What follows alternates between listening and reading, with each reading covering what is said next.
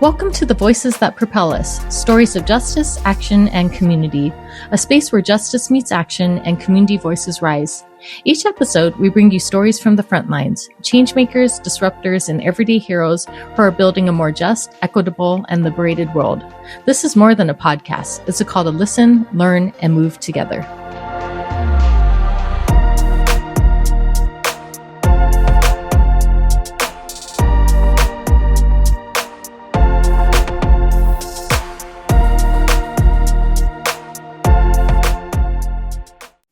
You were just listening to music from the incredibly talented Stephen Kong.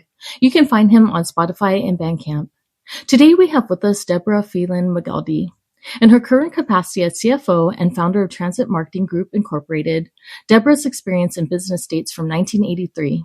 Her industry experience includes public relations, marketing, and organizational management. She oversees the company's financial planning, sets pricing for the company's major product line, handles direct account orders, and is advisor to the sales and marketing team. Her animal rescue and care experience began in 2004 as a foster for a Southern California shelter. She has since fostered for several shelters and private rescue organizations, prior to co-founding Helen Sanders CatPAWS in early 2010. Her responsibilities at CatPAWS include fostering, working directly with shelters, and developing programs to reduce euthanasia, community outreach, administering the spay and neuter program, fundraising, donor relations, and special projects. Well, hello. Thank you so much for taking the time to share this platform with me. I think you do incredible and amazing work in the community. And how are you doing today? I'm good, and thank you for having me. Yeah, no, of course. I'm excited just to learn more about your work and with your organization too. So just starting off, you've built your organization from the ground up, which I think is really incredible. So what did you see happening in your community that made you realize that something needed to change? Well, as is often, I think, the case in animal rescue, and maybe in a lot of like volunteer and nonprofit kind of thing, I sort of fell backwards into it. I personally started in 2004, I guess it was, just fostering for fostering kittens, actually, for a local shelter.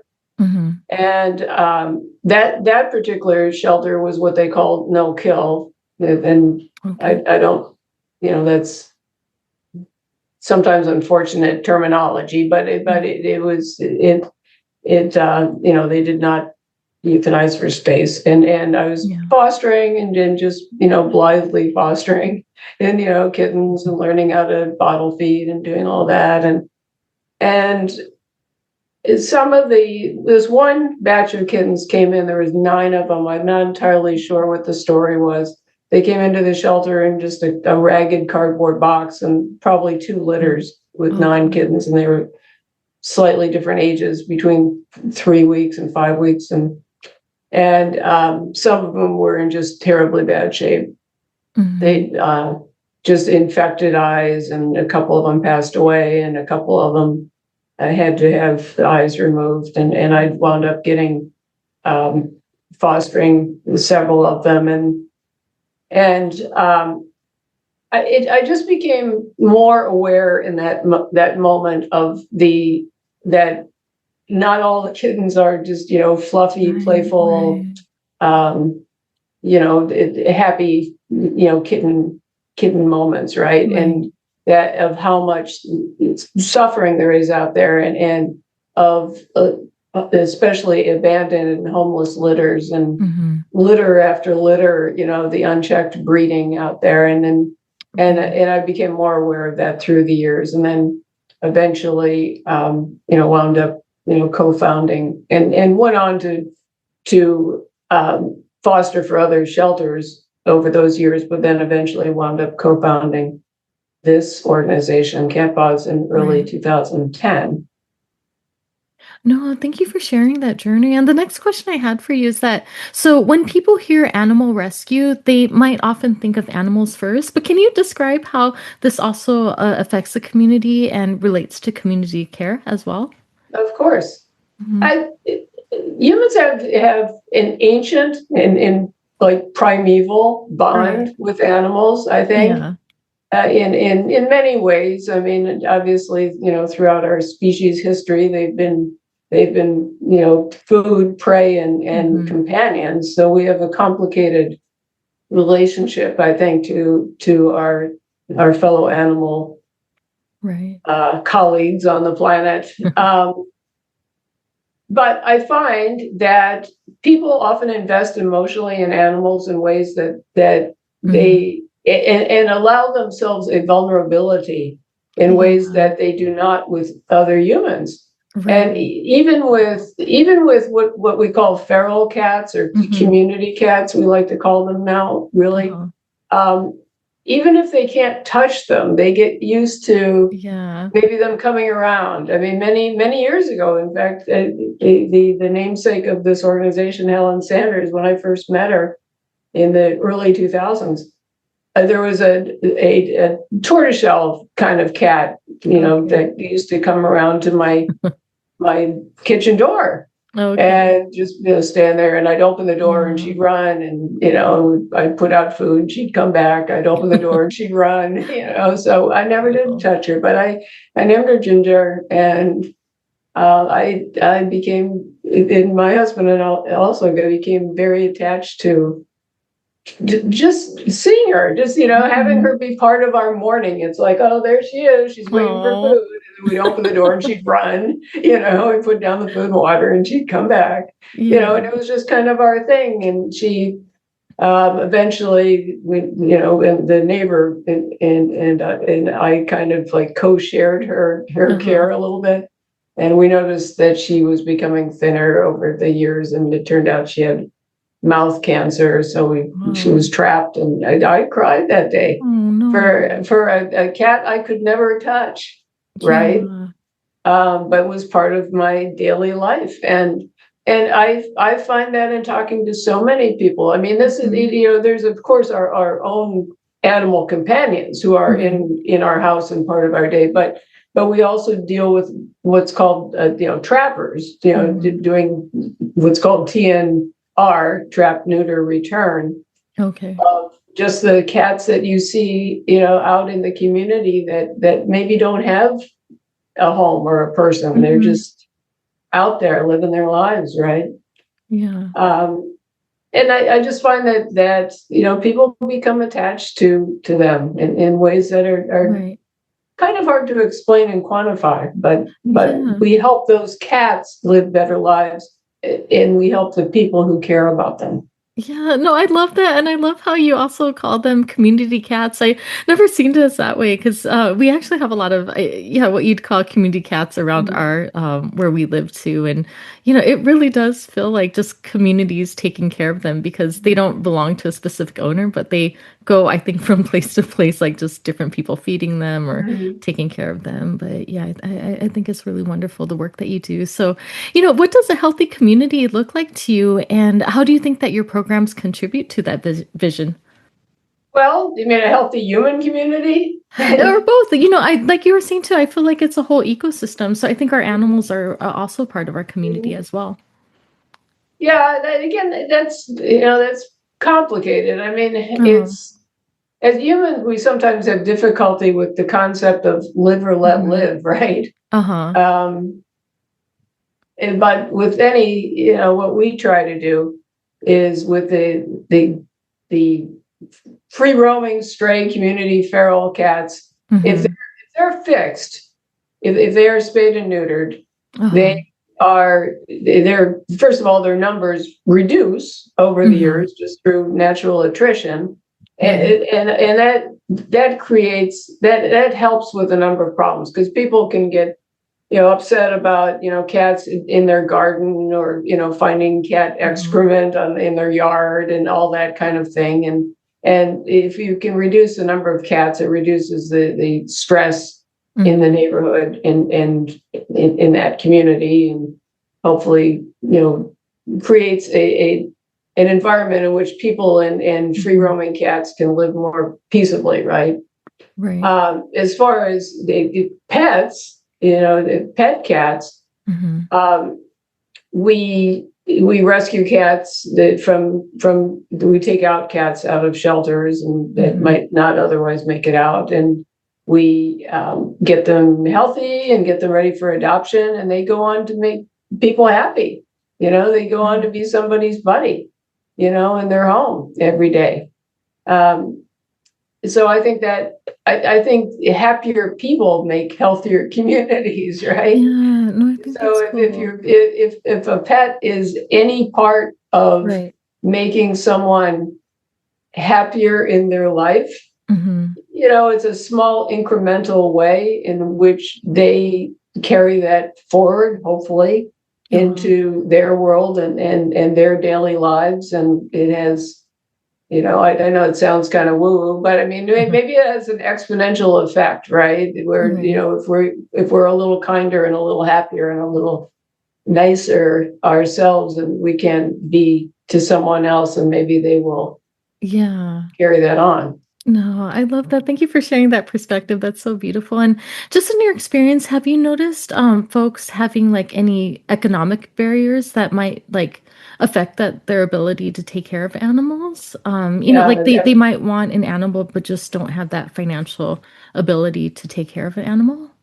That is definitely an issue, and it's I think it's a nationwide issue. Okay.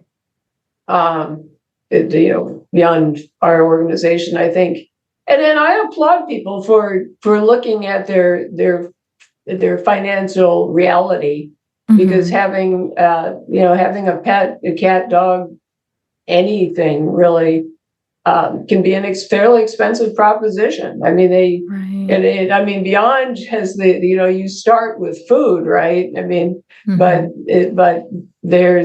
that's often the least of it. I mean, things, they get sick. Veterinary care can be expensive. So I do applaud people for looking at the reality going into the adoption situation as to whether they can support and be financially responsible for an animal, and then also, once they do have the animal, and even if people have been responsible, there are catastrophic illnesses that can happen, just like they do with people, that can run into the thousands of dollars. And I don't know what the current surveys about it is, but I saw something somewhere that like at least 50% of Americans don't have $400 saved, right? So when you're faced with a $2,000 veterinary bill, some serious illness or injury, that can be devastating and lead to some very hard choices. So yeah, definitely we see economic reality. Yeah, no, thank you for sharing that too. And yeah, I think I didn't realize that too. So my daughter has, or I guess we both have, 2 guinea pigs, and yeah, they ended up getting sick at the end of last year. And we went to urgent care, and I think for both of them, I spent like maybe $1,000 each on just their care. And they were saying that you would think that like since they're smaller animals, they'd be like less expensive, but they said actually because they're smaller, they need more like specialized care. And so I don't know how much cats are, but I was just shocked at like how much I spent on these 2 guinea pigs though. But yeah, like you were saying too, like people might not have that anticipation for those kind of costs and everything. And it's hard to, I mean, and thank you for spending that. I mean, my grandkids over the years have, I don't know if they do at the moment, but they've had guinea pigs and they were wonderful. Yeah, no, my daughter loves them. Yeah. But unfortunately both of them did pass. But I wanted to show that, I want to show her that I'm trying my best with them. But you tried. She has two new ones now, so she's very happy as well. No, I mean, you tried, and then that's commendable. Yeah, I mean, it's really kind of impossible to in fact, we've been in our adoption kit and packages when people adopt.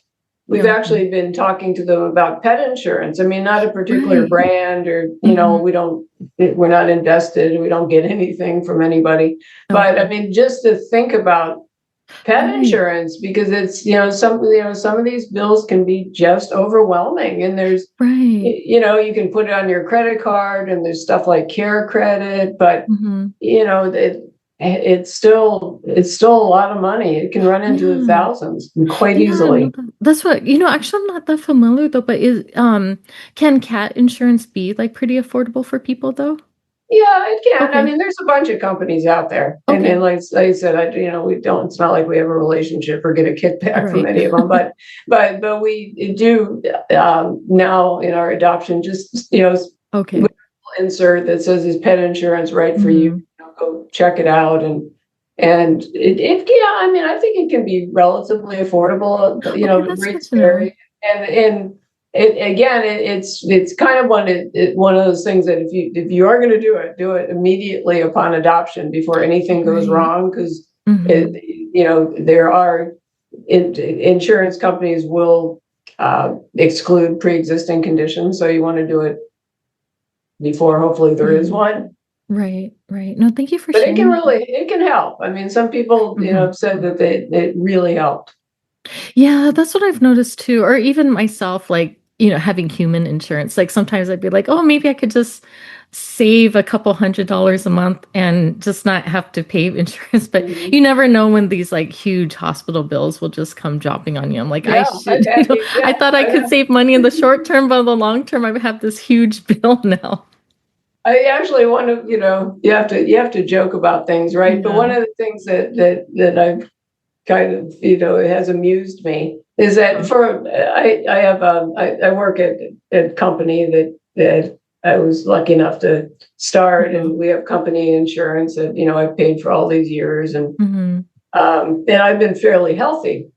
It Okay. had been fairly healthy, and Uh-huh. then wound up getting stage 3 cancer Oh a couple no. of years ago. And then this past year, last summer, my cat Hmm. ran while I was walking in the house and upended me, and I Oh came crashing no. down on my hip and wrist and broke Oh my hip and wrist, no. and wound up in the hospital, hip replacement, the whole thing, Yeah. and which was just a massive amount of money, right? Oh And no.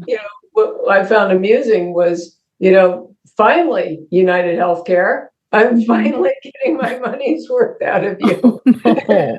Oh, I'm So so sorry yeah, to hear that. I hope you're yeah, better now though. That yeah, sounds no, like a it's lot. fine, but I just think that's Okay. kind of amusing, So yeah, I mean, Yeah. you pay all this money and this money and it's money, but and I thought that too. It's like, oh, nothing's Yeah. really going to happen. But Right. then, You you never know, know. Those medical yeah, emergencies, that's why they're emergencies. You don't see them coming. yeah, and Yeah. and yeah, and that was like I said, I really nailed them on that one. Oh no. I'm so sorry. I hope you're doing better No, now and your no, recovery it was was fine. okay. It was kind of Yeah. amusing. Like I said, it was amusing. All that money I've paid all these years, Yeah. finally got my money's worth out of them. Okay. So yeah, we do talk about pet Okay. insurance because it's having pets is a significant commitment. Both Mhm. personally, emotionally, physically, and financially. Right. No, thank you for sharing that. And so you've worked closely with shelters and residents. So do you feel like there's any misconceptions that people have about the root causes of overcrowded shelters? It's hard to say. I mean, Okay.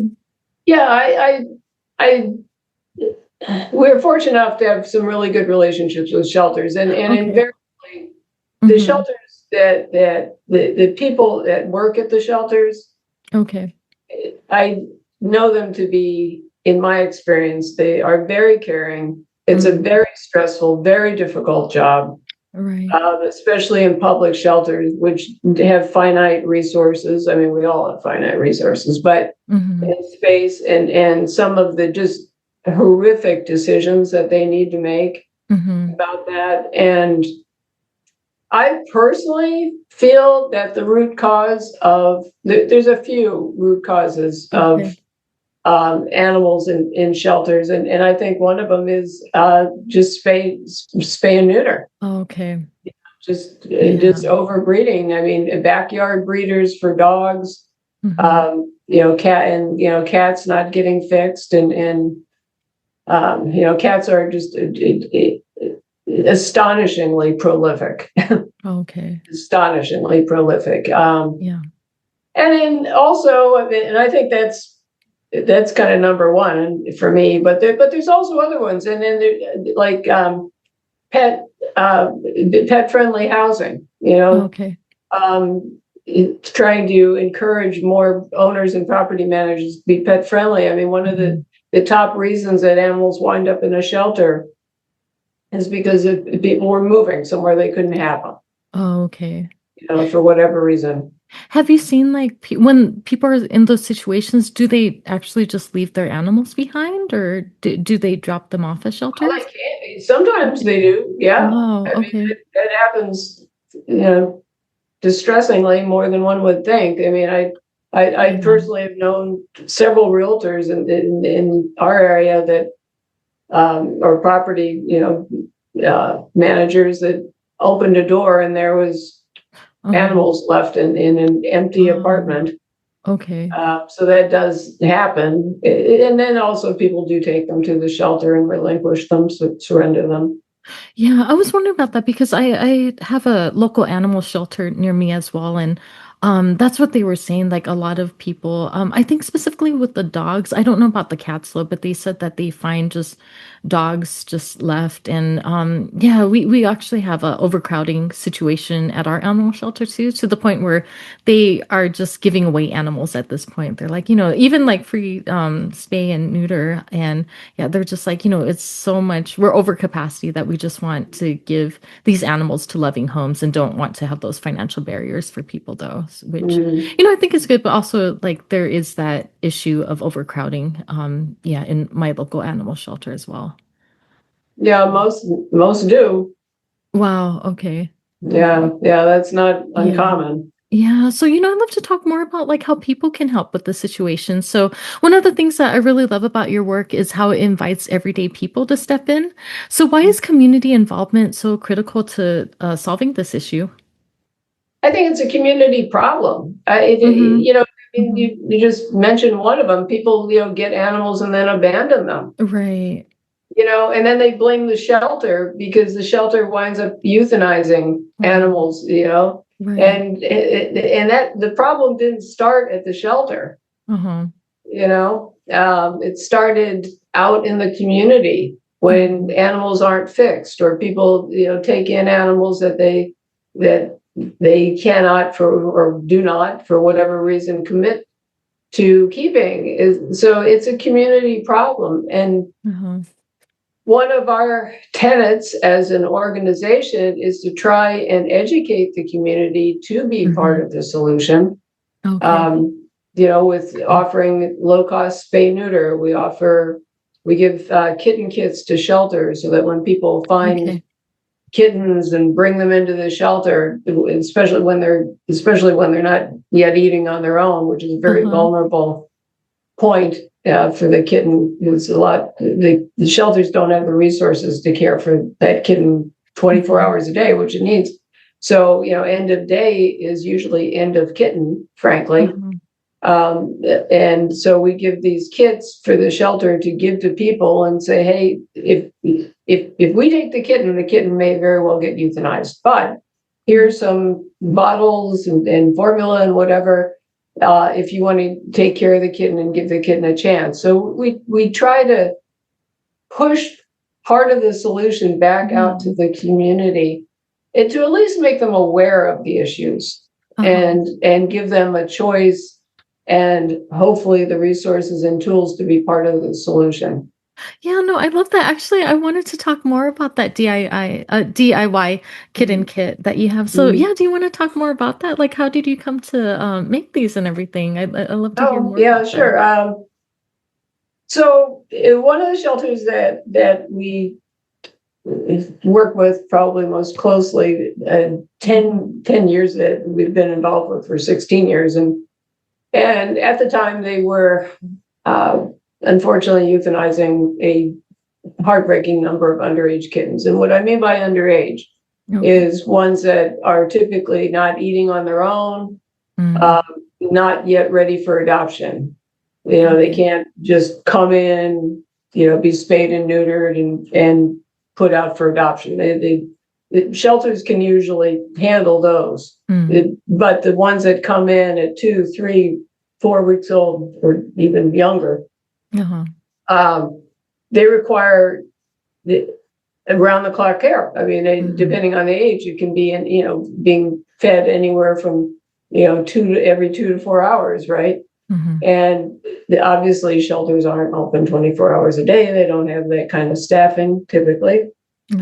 So we worked with this one shelter. We put together a kit, a little sterilite, plastic container full of formula and bottle, nursing bottles and warmers and instruction guide, and said, here, when people would come in with kittens, the shelter would have a candid conversation with them and say, we're not going to be able to take care of these kittens. These kittens are not going to survive here.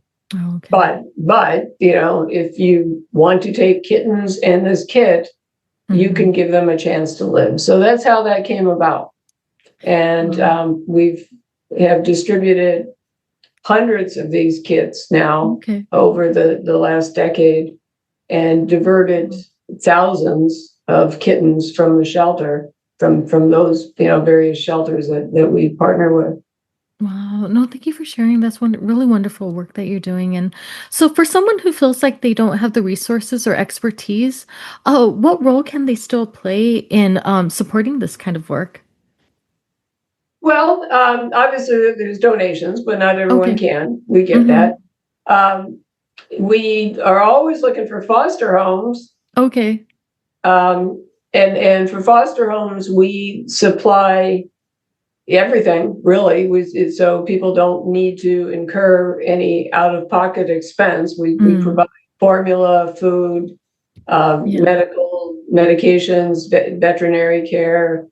If people with litter boxes, supplies. If people don't already, a lot of people already have that stuff if they have cats, but if they don't, we supply that too. So they just supply a home and care and a safe place for the cat to grow and be healthy. And if they can't foster, we have volunteer opportunities. We have an adoption center at one of our local PetSmarts, and we have adoption events. We have various events. We have a spay neuter clinic. So there's various volunteer opportunities. And if they don't want to do any of that or cannot, which happens, totally understandable. Just sharing our social media. You never know. When we put up photos of kittens and cats looking for homes, right? Just share that, because you never know who's going to see it. It just takes one person. Yeah, no, I love that. And, for someone who might be interested, I know you talked about a little, but can you walk through, like, what can they expect if they do volunteer work like this? Like, what kind of roles can they participate in? Well, like I said, we have an adoption center, and we what that entails actually is we have a dedicated room that has kennels, and the cats stay in there throughout the day and night. So we need people to go in there a couple times a day and get them out of the kennels and play with them and feed them and clean their boxes and just keep them healthy and happy while they're waiting for homes. And we don't require like a hard and fast commitment. Like some places, might say, you have to commit to 10 hours a month or whatever it may be. We don't. We have a sign up software program, and people can just sign up their name for a shift. And if they want to do the same shift every week, they can, or just drop in when they can and sign up when they can. Like I said, we also have a spay neuter clinic, and we always need, some help with, just, cleaning that up and getting cats checked in and out and just assisting with the various roles there. And so we have training, that we wouldn't just tell people just show up. We actually have, training to familiarize them with what those functions entail. And we have a couple get-togethers every year, and it's, I think people like volunteers. We have a great great group, and I think they seem to enjoy it. So yeah, that's cool. I was wondering, do you have any age requirements though? I'm just asking because my daughter was interested in volunteering at our local animal shelter, and they said actually their volunteers have to be, I don't know, either 16 or 18 and over, or so it was older than she was, but she was able to volunteer, and it was so cute. It's like they literally just read books to the animals, so they Oh sit down yeah, and they read books. So that's yeah, I was adorable. wondering, are there any like age restrictions that you have? Like, do Well, it people? depends a little bit on the role. Like on the spay Okay, neuter clinic, yeah, definitely they need to okay, be just, there's, it's fast paced, and there's, they're handling yeah, cats, and okay, we don't want kids being scratched, and that's a little bit more intense. okay.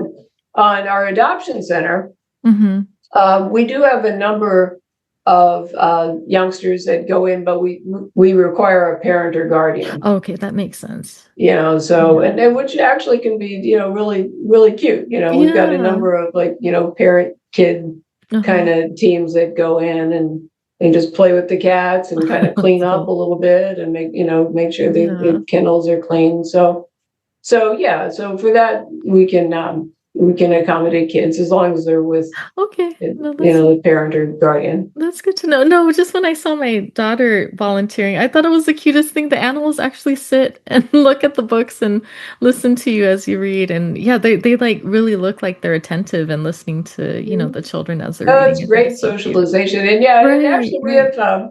we've got a couple of youngsters that will go in and have books and read to the cats Oh, in they the do that there. adoption Yeah, center. it's so Yeah, cute. yeah. It's really cute. So yeah, I'd love to talk about this next. So your traveling kitty comfort and therapy show brings animals into assisted living spaces. So what kind of shifts have you witnessed in those kind of environments? That's that is a near and dear program to me. Yeah. A number of years ago, it started when I would bring my own cat at the Mm-hmm. time Uh-huh. um, in to visit a friend who spent her last years in an assisted living Uh-huh. home, and I would bring Zoe in, and she, she loved cats. Obviously, couldn't have one, and Uh-huh. she was at that point pretty mobility limited. But she enjoyed it, and then after she passed, I thought about that, and um, then started contacting a couple other a couple homes, and we made some connections with a couple, and now one of our board members Mitchell has taken the helm on that program, Uh-huh. and he coordinates bringing kittens into a couple of different assisted living homes that in Okay. our area, and it's really kind of getting back to what I said at the beginning, our connection to animals is just so primeval that Yeah. even people who are kind of shut down, that they have memory or mobility issues, and are somewhat nonverbal. Mm-hmm. They often will just kind of light up when we put That's a kitten beautiful. Yeah. in their lap or in their arms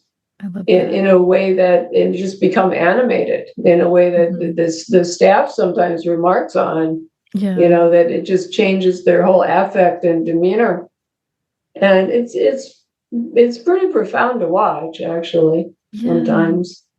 No, that's beautiful. Thank you for sharing that. And I think you may have brought this up a little earlier, but I'd love to explore this more with you. But you've described your journey as accidental purpose.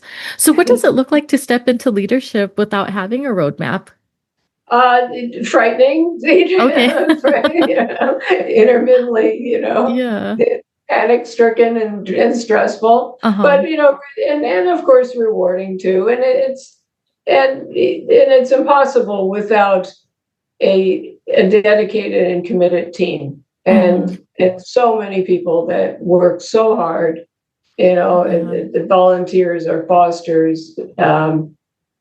It's it's actually not even really leadership. It's just following their energy, you Yeah. know. Right. Right. No, I love that. And, I could imagine the work that you do day to day, it might even start to feel heavy or, even have like emotional toll. So, how do you sustain yourself and your team emotionally in work that can feel urgent and heavy at times? Well, that's a that's a subject of a lot of seminars and books, Okay. and and Right. the term that Yeah. that people use is compassion fatigue, Uh-huh. um, where someone can be presented with just one crisis and heartbreaking Yeah. situation after another, to the point where you almost be the person, it becomes like numb, Hmm. or just literally fatigued.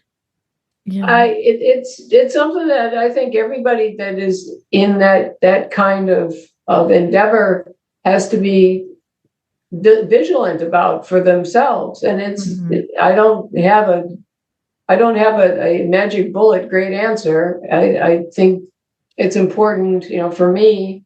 What I do is I try to step back Yeah.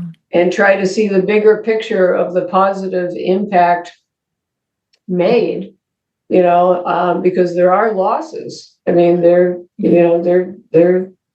and there's a lot of situations that nobody can fix everything, right? Yeah. No, totally. So it's necessary to develop and draw some boundaries about what I can do and what I can't do, and try to let some of what I can't do go.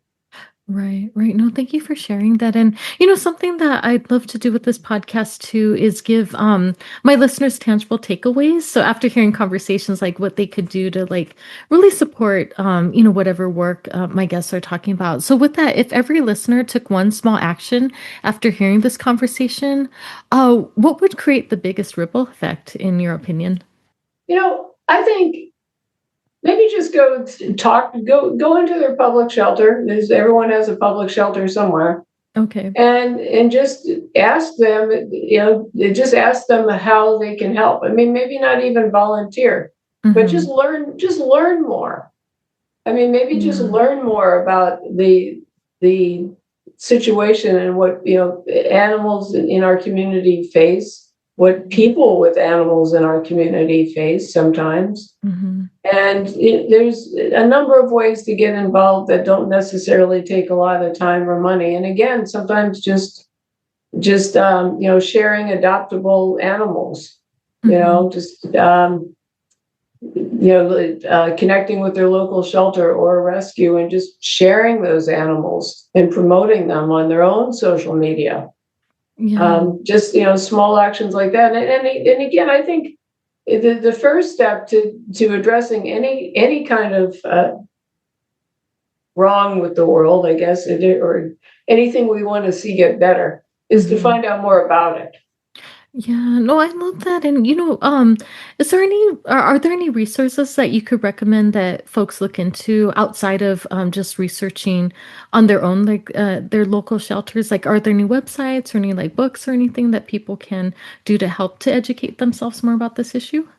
Well, there's a number of issues. Right, right. Mm-hmm. There's the spay neuter, Yeah, over breeding issue. There's yeah. pet friendly housing issue. Mm-hmm. So I think I don't know of any specifics. I mean, within Yeah. all of those, I mean, so there's. Mm-hmm. I would suggest people, if they are interested in the topic, just pick one of Okay. the many threads that combine into the whole Yeah. animal over shelter overcrowding issue, and Wow. do an internet search on it. I mean, they Right. can do an internet search on pet overpopulation, Right. or restrictive pet policies in Mm-hmm. housing. Maybe even just start talking to their council people, or Oh, okay. whatever Definitely. entity, their city or municipality, and Mm-hmm. find out if there's any pet restrictions, Oh, okay. in place. Right. That can help in a couple ways. I mean, it can. it can help prevent people from having to surrender pets because they're moving into a pet restricted place. And if there's more pet-friendly housing, it can encourage adoptions because people will be able to have pets in more places. Yeah, no, thank you for sharing that. And, I'd love to hear more about your visions or like maybe hopes that you do have around this. So, looking ahead, what would it take to create a future where shelters are no longer overwhelmed? I know that we've talked about this before, but like, if you could just envision, like, what do you think that could look like? Yeah, I mean, I kind of joke that I think our goal as rescues and shelters should be to pretty much put ourselves out of business. And what I mean by that is that everybody is spaying and neutering everything, right? And if there's cats free roaming, they're trapping them, getting them fixed. Their own animals are fixed, so that there's not this glut of unwanted litters in shelters. It's a lot of it's about personal responsibility. My vision is that people have embraced spay neuter to the extent that litters are wanted. I mean, the commercial breeding or backyard breeding is a whole other subject. Okay. And that doesn't necessarily help the situation, but of just the animals that and again the unwanted litters coming into shelters is a lot of what unfortunately causes that overcrowding. Yeah, no, thank you for sharing that. And, thank you so much for your time. I had such a wonderful time talking with you. But are there any words that you'd like to leave our listeners as we're closing out? Anything else that you might not have been able to bring up earlier in this conversation? I'd love to just leave that space for you if you'd like it. I was reading something because I have to write an intro to an event that we have coming up and some of the marketing things. So I was doing some research into like the definition of a hero, right? And I went to AI because apparently that's what we do these days is we go to AI, right? Right. And I kind of typed it in, and it came back with some interesting things about it. You don't have to be a hero. People don't have to be a hero every time, every day, right? Right. And just small things can make a difference. And one line that stood out at me is choosing action over indifference. Okay. And I believe that in its own way, that apathy causes more suffering than deliberate cruelty. Oh, you think so? Yeah. I mean, yes, there's deliberate cruelty, but then there's, the apathy around what we see, the suffering that we see. And again, it's difficult to draw that line. You can't be such an empath that you're feeling every tragedy. But, somewhere in there, choosing action over indifference. No, I love that. Thank you for sharing that. And what do you think can like encourage people or support people to moving into action? Because I think sometimes I'm even thinking about like larger issues that like I feel like are out of my control too. But I think maybe sometimes just people feel too overwhelmed that they don't even know where to start. So yeah, what do you think can help people go from that maybe like inaction to action? Just start somewhere. I mean, I mean, the numbers get overwhelming. If you read something like 2 million pets a year are euthanized in shelters, that's overwhelming. But if you go to a shelter and say, well, that cat or that dog only has until next week, and then to get adopted, maybe become an advocate for that cat or that dog. I mean, that's just an idea. I mean, bring it down to the individual, but just chunk it up into bite-sized pieces. Sometimes, the problem. Yeah, no, I love that too, and yeah, I think yeah, I'd love to just see people taking more action. And thank you for being here too. I feel like you're bringing so much awareness. You've educated me a lot around this issue too. I feel like I don't know much about it, but hopefully, people listening to this conversation can start taking those small steps in their own communities. But just lastly, how can people find you? If they like to connect with you, or maybe if they like to get involved with your work, I'd love to see like how people can connect with you. Oh, sure. Our website is Helen Sanders CatPAWS.com. Okay. And we are a volunteer foster-based organization in the roughly Long Beach, North Orange County, California area. Okay. So they can just go to our website and check it out and drop us a note. Yeah. Okay. Wonderful. Well, thank you again. You're doing such wonderful work in the Yes. community, and I hope that your organization, other shelters around too, can get the support that you really need to like continue doing this work. But thank you again, and I hope you have a good rest of your day. You as well. Thank Okay. you. Thank you. Bye. Bye.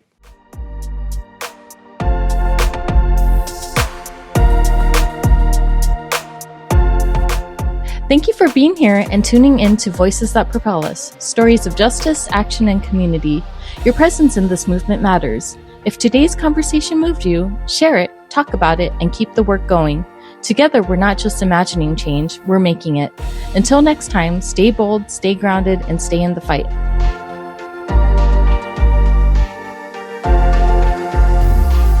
Every time I feel so mad and sad and bad, I say to myself, relax, lean back.